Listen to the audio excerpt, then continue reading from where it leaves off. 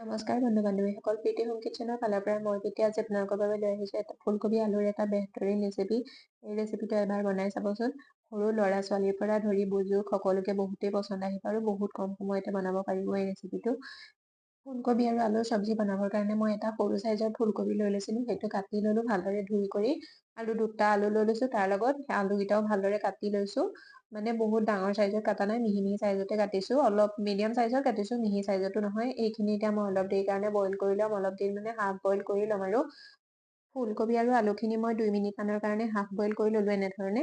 Half boil হোৱাৰ পিছত এইখিনি মই এটা খৰাহীত উলিয়াই ল'ম আৰু ঠাণ্ডা হ'বলৈ দিম। আনফালে এটা লম্বা কাটা পিঁয়াজ লৈ ল'লোঁ আৰু 4-5 ফুটা নহৰু লৈ লৈছোঁ, অকণমান আদা লৈ লৈছোঁ আৰু 2টা কেঁচা জলকীয়া লৈ লৈছোঁ কাটি পেলাই।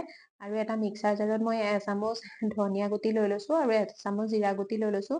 তাত মই এয়া পিঁয়াজ আৰু নহৰুখিনি এড কৰি দিম, জলকীয়াটো এড কৰি দিম, আদাটো এড কৰিম, কিন্তু আদাটো এড কৰাৰ আগত মই এনেকৈ সৰু সৰুকৈ কাটি লৈছোঁ, নহ'লে আদাটো অকণ পিচিবলৈ টান হয়।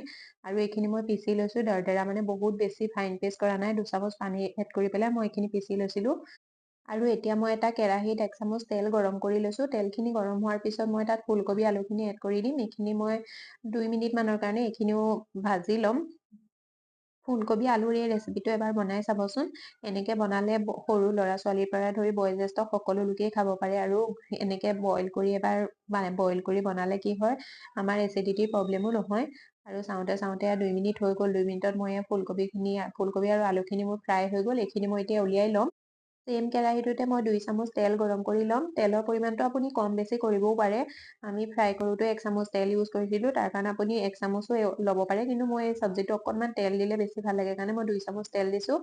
2 চামুচ তেল গৰম হোৱাৰ পিছত মই তাত 1 চামুচ জিৰা গুটি এড কৰিছোঁ, এটা তেজপাতা ভাঙি লৈ এড কৰি দিছোঁ, 2টা শুকান জলকীয়া এড কৰিছোঁ, আৰু এয়া 2টা পিঁয়াজ লম্বা কাটা এড কৰি দিছোঁ। এইখিনি মই অকণমান সময়ৰ কাৰণে ফ্ৰাই কৰি ল'ম।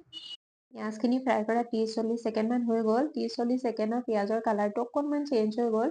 যেতিয়া কালাৰটো চেঞ্জ হৈ গ'ল, তেতিয়া মই ইয়াত এড কৰি দিলোঁ যিখিনি মই মছলা বনাই থৈছিলোঁ, ধনিয়া গুটি আৰু আদা দি পেলাই, আদা নহৰু দি পেলাই বনাই থৈছিলোঁ। সেই মছলাখিনি মই এড কৰি দিম আৰু এইখিনিও অকণমান সময়ৰ কাৰণে ফ্ৰাই কৰি দিম। গোটেই মছলাখিনি মই 3-4 মিনিট মানৰ কাৰণে ফ্ৰাই কৰি ল'লোঁ। আৰু মছলাখিনি ফ্ৰাই কৰাৰ পিছত যেতিয়া মছলাখিনি ভালদৰে ফ্ৰাই হৈ গ'ল, কিনাৰৰ পৰা তেল এৰিবলৈ ল'লে, তেতিয়া মই ইয়াত 2টা টমাটৰৰ পিউৰি বনাই এড কৰি দিছোঁ। আৰু বিলাহী এড কৰাৰ লগে লগে মই ইয়াত এড কৰি দিলোঁ 1/2 চামুচ নিমখ, সেয়া নিজৰ সোৱাদ অনুসৰি, 1/2 চামুচ হালধি পাউডাৰ আৰু 1/2 চামুচ ৰেড চিলি পাউডাৰ এড কৰি দিলোঁ। এইখিনি ভালদৰে মিলাই ল'ম মই এতিয়া। আৰু 1/2 চামুচ মই ধনিয়া পাউডাৰ এড কৰিছোঁ, 1/2 চামুচতকৈ কম ধনিয়া পাউডাৰ এড কৰিছোঁ। এইখিনি মই এতিয়া 1 মিনিট মানৰ কাৰণে এনেকৈ ফ্ৰাই কৰি ল'ম। 1-2 মিনিটত এই মছলাখিনি ফ্ৰাই হৈ যায়। মানে কি, মছলাটো যদি ভালদৰে ফ্ৰাই হৈ যায় তেতিয়া খাবলৈ চব্জিটো বহুতেই বেছি ভাল লাগে। আৰু মছলা ফ্ৰাই হ'ল নে নাই কেনেদৰে গম পাব, এই দেখিছে নহয় কিনাৰত যে অকণ অকণ তেল এৰিছে, তেতিয়াই ভাবিব যে মছলাটো আমাৰ ফ্ৰাই হৈ গৈছে। আৰু মছলাটো ফ্ৰাই হৈ যোৱাৰ পিছত মই ইয়াত এড কৰি দিলোঁ ভাজি থোৱা ফুলকবি আৰু আলুখিনিও।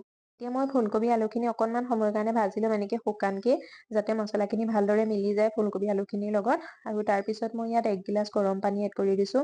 এই চব্জিটো বনালে গৰম পানী জৰুৰ এড কৰিব, ঠাণ্ডা পানী এড নকৰিব। গৰম পানী এড কৰিলেহে চব্জিটো ভাল হয় বেছি। পানীটো আপুনি নিজৰ জোখাৰে এড কৰিব, আপোনাক কিমান পাতল লাগে কিমান ডাঠ লাগে সেইটো হিচাপত এড কৰি দিব।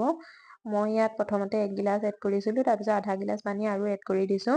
আৰু ইয়াত মই 1 চামুচ গৰম মছলাও এড কৰি দিছোঁ, 1 চামুচ কচুৰি মেথিও এড কৰি দিছোঁ। এইখিনি এড কৰি পেলাই 2 মিনিট মানৰ কাৰণে মই ল' টু মিডিয়াম ফ্লেমত ঢাকি পেলাই এইখিনি সিজিবলৈ দিম। 2 মিনিটৰ পিছত এয়া মোৰ চব্জিখিনি ৰেডি হৈ গৈছে। চাওকচোন, দেখিবলৈ কিমান ধুনীয়া লাগিছে, দেখিয়ে খাওঁ খাওঁ লাগিছে ন?